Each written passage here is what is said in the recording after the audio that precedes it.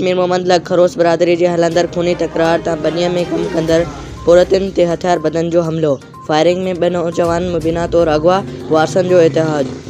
घरनि में रोज़ रालो। ख़बर मूजिब कोट मीर मोहम्मद लग ॻोठ मिंगो खरोस बरादरी जे हलंदड़ पुराने तकरार के नतीजे में 30 खां वधीक हथियार बंदनि ॻोठ भरिसां पंहिंजी ज़मीन ते कम कंदड़ औरतुनि ऐं मर्दनि ते फायरिंग करे छिती फायरिंग कई ॾिनी ऐं हथियार बंदनि 2 नौजवान इरफान पुट हाजी खरोस, इरशाद पुट नादर खरोस के खंबे खणी विया ऐं धुरियुनि में 2 कलाकनि ताईं फायरिंग जो सिलसिलो जारी रहियो। बाद में इतला मिलण ते SSP खैरपुर जी हिदायत ते फैज़ मोहम्मद बिंडो पुलिस ॼाणायल वाक़े वारे हंधि पहुची वई, जंहिंखां पोइ फायरिंग ते ज़ाब्तो अची वियो। उन सिलसिले में मुबीना तौर अगवा ॼाणायल नौजवान जे वारसनि मोहम्मद नवाज़ खरोस ऐं गुल वज़ीर खरोस ऐं 2 इतिहाद कंदे चयो त बदनाम ॾोहारी हज़ार ख़ान खरोस अॻु असांजा 2 माण्हू क़त्ल कया हुआ, जंहिंमें पंहिंजे 30 हथियार बंदनि साथियुनि सां गॾिजी ॻोठ ॿाहिरां फसल में कम कंदड़ औरतुनि ऐं मर्दनि ते फायरिंग कई,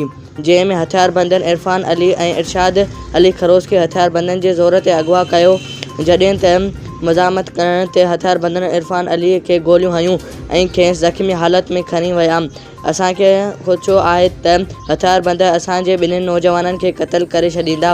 हिन IG सिंध SSP खैरपुर खे अपील कई आहे त अगवा थियल नौजवान खे आज़ाद कराए घरनि मां रोज़ रारो ख़त्म करायो वञे।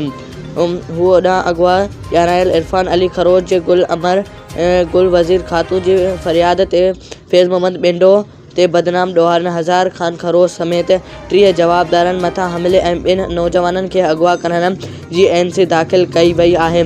आख़िरी इतलाउनि ताईं गिरफ़्तारी अमल में न अची सघी आहे।